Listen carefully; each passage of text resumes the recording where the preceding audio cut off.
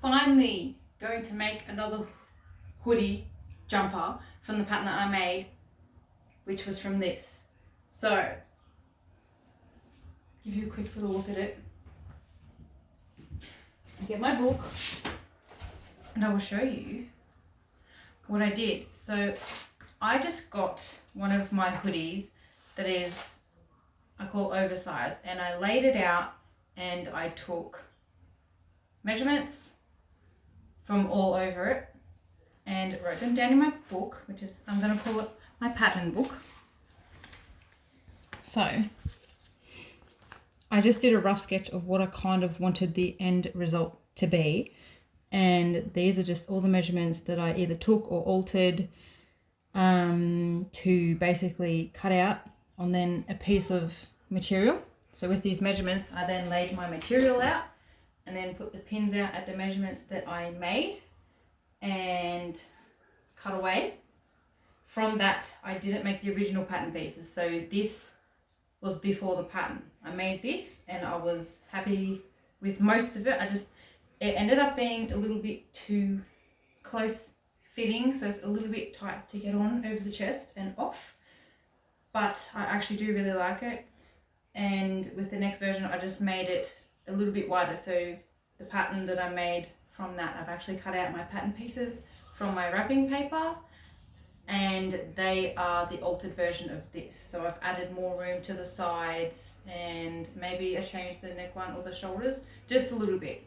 So this is the very first time I actually get to use my pattern pieces to make a hoodie, and I'm really, really hoping it all works out, that I don't have to change anything. So without further ado, here is my next jumper from my pattern. So a quick look at it. It is basic. I tried to keep it super basic, which means that if I want to try and alter it at any other point of time with whatever I'm making, that I can. See, with the neckline, there is nothing cut out for the neckline. It is just however I choose to do it later on, whether I want it scooped, curved, straight, whatever. That's what I like about this. And you know, you're not really losing much material by just cutting it out square anyway, and I'm willing to do that. And how cool is this material? I really like it.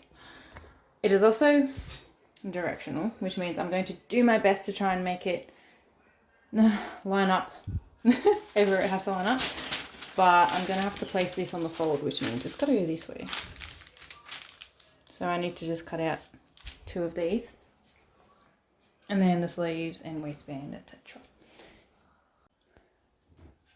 Got the 2 body pieces, back and front, are exactly the same looking. My sleeves, both cut out of this. This ribbed material now is what I'm going to do for the cuffs and the waistband. And for the neckline, I didn't make a pattern piece for it, but I'm a little bit torn. I don't know whether to do it with this as a neckline or that material. I'm going to have to wait and see and do that as the last thing. Here I was talking about my neckband that I didn't have, right? So I've made this waistband and I forgot that fold it there for the neckband, which means that's the neckband, I'm pretty sure, and cut it that width for the waistband, which means you cut it and then, you know, fold it in half so that it's actually going to be half of that. Anyway, yeah, it's half of that width for each. So the neckband is actually only half of that. There you go. I was being sneaky.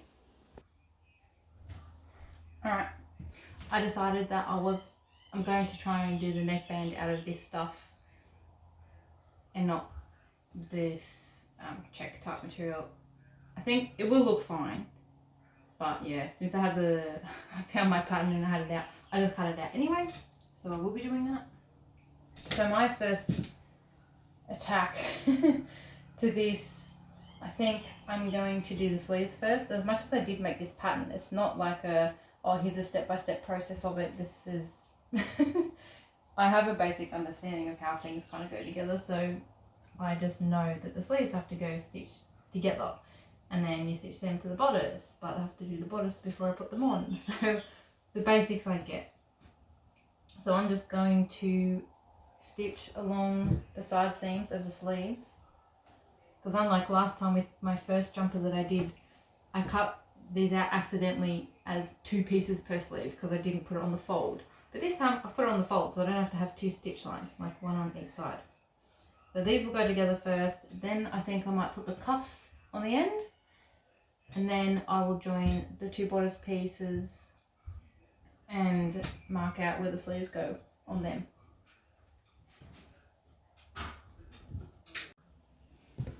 So I've got right sides together, stitched and overlocked the edges of both sleeves. Then I want to attach the cuffs. So that is what the cuff looks like, just cut. I need to eventually make it look like this, so your hand can go through it, which means I have to stitch it lengthwise. So the grain is going that way. Fold it, stitch it along there, and then once it's stitched you can invert it out and then it will be a cuff. I'm not going to overlock the edges on these because this material looks like it just will not fray. So I'm not worried about that, because especially with the cuffs going like this, they're going to be safely enclosed in there. So there is no need in my eyes to do that. So once I've got them put in securely with the sleeves, you want to make it so that the seams where you've stitched, and I'll try and flatten the seam out so it's not as bulky. You need to try and make it flat. And then once they're together, right sides together, and then you're going to have to pin it. So you do 1,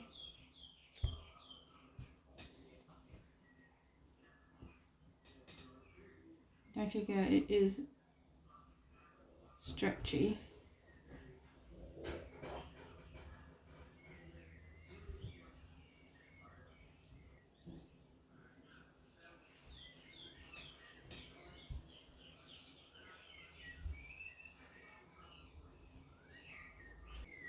The gap between each pin after this is what I do. I just bit by bit slowly pull as well, and then I would start by putting a pin in the middle here and just slowly start closing up all the gaps. And then once you sew, you have to pull it out as you sew, and then that will fold in and be a nice ruffle around the cuff after you've sewn. I forgot to cut out my pocket, the front pocket that you put both hands in on the hoodie, so I'm going to have to cut one out of this and probably make a pattern at the same time because I didn't have the pattern piece for it. But I'm going to make the pocket out of this, but instead I'm going to use edging on it. The other jumper I didn't, I just made it out of one thing, but I might put this on the outside to give it a bit of character. So I need to add to my current pattern. For my pocket, that's the front that I'm choosing. I basically just cut out a square piece, shaped it up, and then just did an angle so that when it's on there, I'm guesstimating the size. I'm using my hands as a size, so you get 2 hands in there. For this part, I want to use some of that. I'm thinking I'll see how well that works for me. If not, I've got all these scraps, which I probably should use. Like maybe I'll use this instead, because I would like to try and use a bit more than just throwing it away. So yeah, I might actually use that instead. And then I have to stitch that on the right way to it before I put the other pieces together. So after I've done the pocket, I need to do some sort of neckline on both pieces. I'll show you that after. Right, so not gonna lie, I'm making this up as I go. I've cut these pieces out for my trim on the edges. I'm going to stitch down, yeah, probably along that line, and then fold it over, which will cause some sort of seam to hold on to. Do the same after I flip it. Then I'm going to work out how much I want left on there, or if I want to only fold over that much, and then maybe turn the rest to the inside. Depends. I want it to look a bit different. That's kind of the idea I had in my head, but it might not work because this has to roll over as well at the top, and I can't have that showing, so we'll see how I go. Alright, I think I know what I'm going to do. So I did stitch along there. Now I'm folding this over with probably 1/2 inch on this side of the fabric. Then I'm going to fold the rest to meet it there in the middle, and then just roll over again to cover that raw edge. Pin it.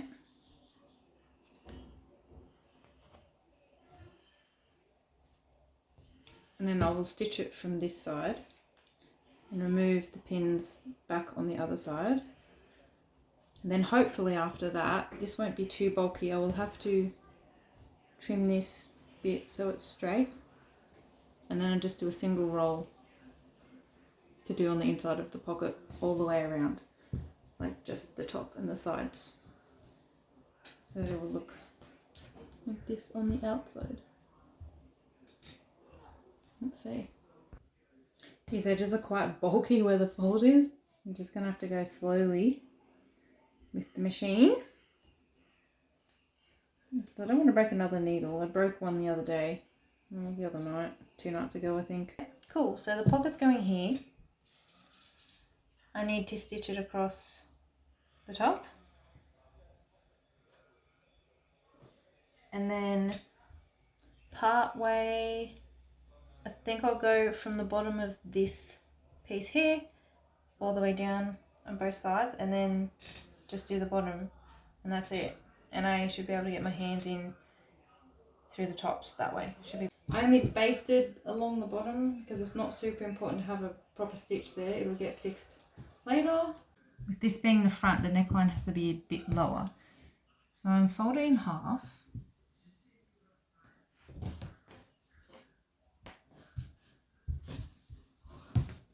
Make sure it's all smoothed out. And just for the heck of it, I should pin a couple of places so it doesn't move on me. Now ideally you would measure yourself first before you know what you want to do, but I do know on the pattern there's this sort of, you might be able to see, it stops there and then kind of starts curving. I know that there's about my point for where I want the neckline to end on the sides. So if I go from there, anywhere down here, depends how I want the neckline. I start them shallower instead of going too deep too soon, because once I stitch the sides and everything on, then I can try it on and see what the neckline looks like. And if I need more taken off, then I can do more. I don't like taking too much off once. So yeah, I think it's going to be a dip neckline. It's not going to go straight down because it's going to be like a jumper. So I'm estimating,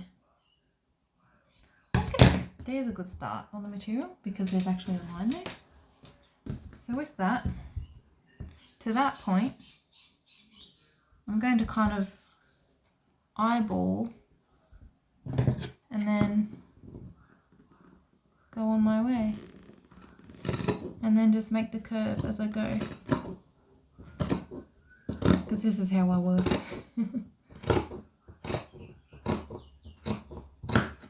Okay, so there's the front, and then for the back it's the same thing but just a shallower curve, because I don't want the back to be quite as low as the front. And I think in general that's the general way that things are made. It really just depends what you want. The only thing I do want to do is make this match up, because it will matter for the neckline when I'm sewing the shoulder seams together. So I'm just going to cut off this and see how it goes.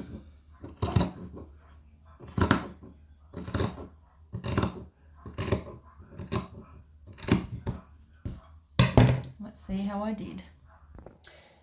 So my next steps are going to be, I'm going to overlock the sides, and then it's right sides together and pin, and I will make the shoulder seams, so along the shoulder seams, and then figure out how wide. Oh, and I forgot to show you, my sleeves are done. Oops. So I overlocked the edges on both of them after stitching around. And then I will need to work out, once that's together, where my armholes need to end. So stitch together and then mark that.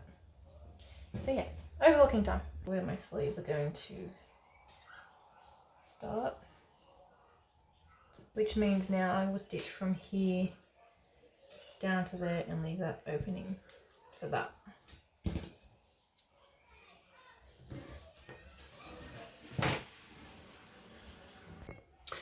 After just stitching it together, I tried to put it on for a test run, but lo and behold, I can't get my head through that. So I need to make it bigger.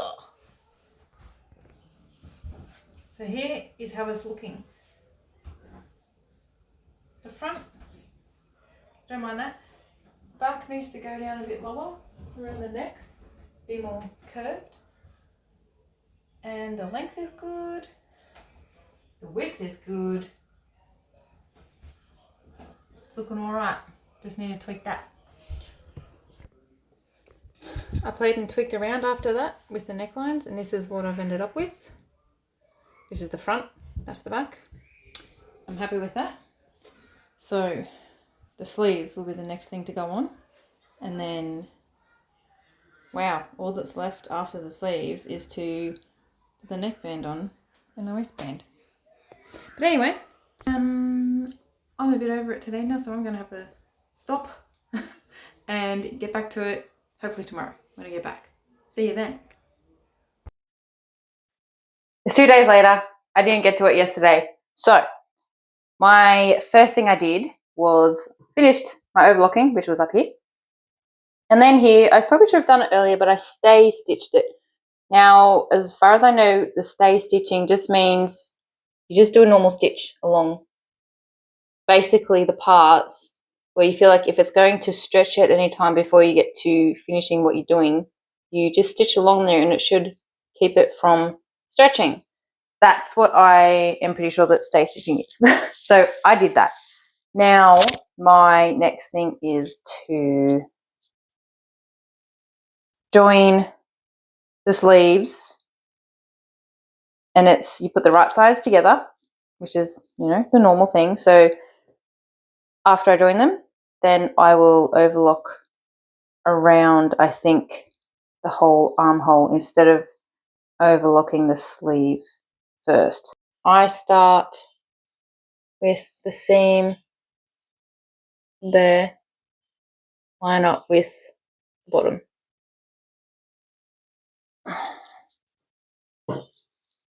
And start pinning. I think I've changed my mind. See where it meets? Because of the way I've done this, like not as a, anyway, because of how I've done it, I think that I might just overlock the seams separately and then stitch them on. Then once this is together, it will look like this down the bottom. So it's just a weird little kind of thing to go across. I don't know if I'm going to like overlocking that. I think I'll just do it separately. Actually, I think I can get away with it. Forget everything I just said. I'm not overlocking the sleeve separately now, and that's that. That's my final say. That's it. No more changes. This is neckband. Or is it? No, that's the waistband. This is the neckband.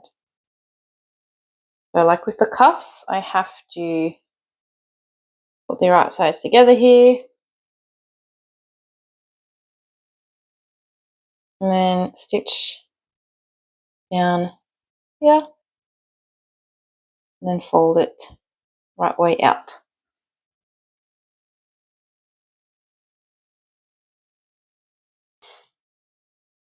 I just pinned I just pinned it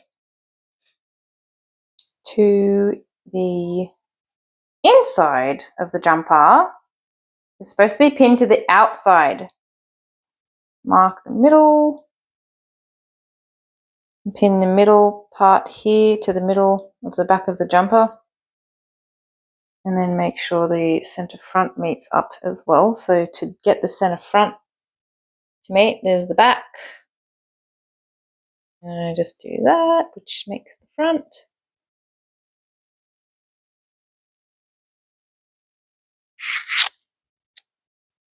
I'm going to do that for all 4 corners of it. I've done the front, back, then I'm going to get the middle, make the middle meet up to the shoulder seam on that side, then the middle on that side, and then with the inside bits, or these bits will be in between all the pins, then I will mark and pin all of those pieces. Is this fuzzy? Anyway, for this, there's my neck. I overlocked the last one, but one thing I don't like about when you overlock, doesn't make it straight, is that the sleeves, it doesn't matter, the cuff, it doesn't matter. But when you overlock it, it does have a habit of making it like really, because it squishes, I guess, and does all sorts of things at the same time, it really accentuates, like, I'm going to call it a mushroom look.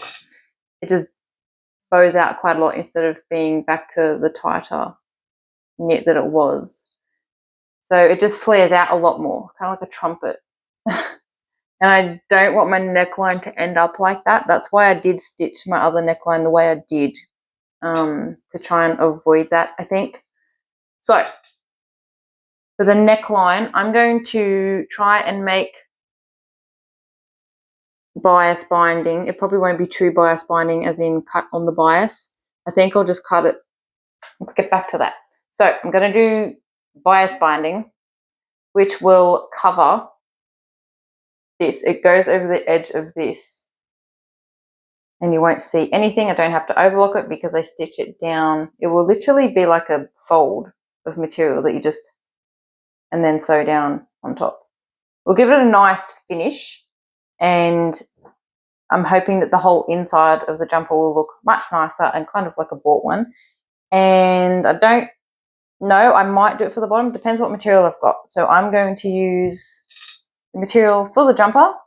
With the bias binding, it's supposed to be cut on the bias, which would be like the diagonal of the material because it stretches this way. It's the most stretchy material we'll have, but because I don't have enough, I'm probably just going to do it straight or maybe on just a slight, depending what I can get. Let's see how I go. With this, I'm going to measure how much I need. So how wide is around the neck. I just need a slight angle, even if I don't cut it right on the true diagonal like the bias. Even if I just have a slight angle, I will be happy with that. So it will just give me some movement to ease it in. Let's see. Come on, give me 30. Like if I can't do enough this way, you can sew your strips together. So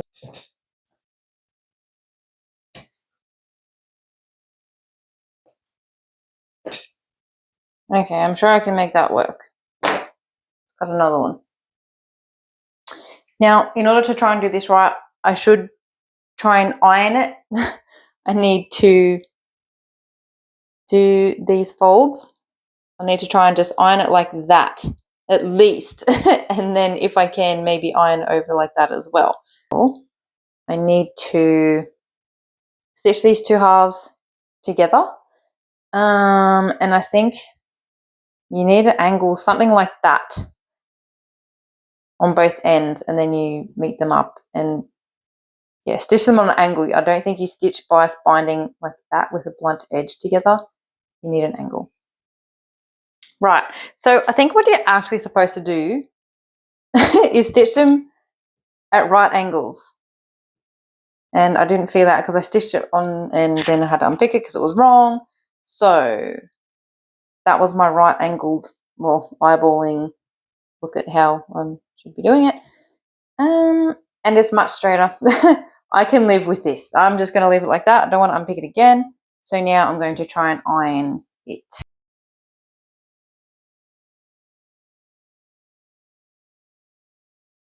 So in the end, because I should have made it just a little bit wider, so I didn't quite make it meet right to the middle, just give me a little bit more leeway, and I'm going to trim down a little bit of this so that there's not so much to deal with. I've decided I'm not going to try and put it all in one piece because it's just too narrow. So I'm going to stitch it down on this side first. Once that's all secure, then I will fold that over to the inside and then stitch it from the inside. So here's what I mean. I'm trying to balance this on my legs. I stitched it down there. Now I have to fold this over.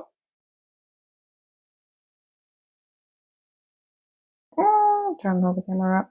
Okay, I need to fold this over. Like that.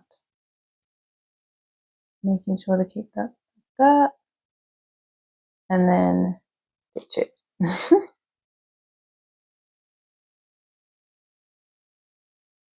And then stitch it along there as close to the edge probably as I can.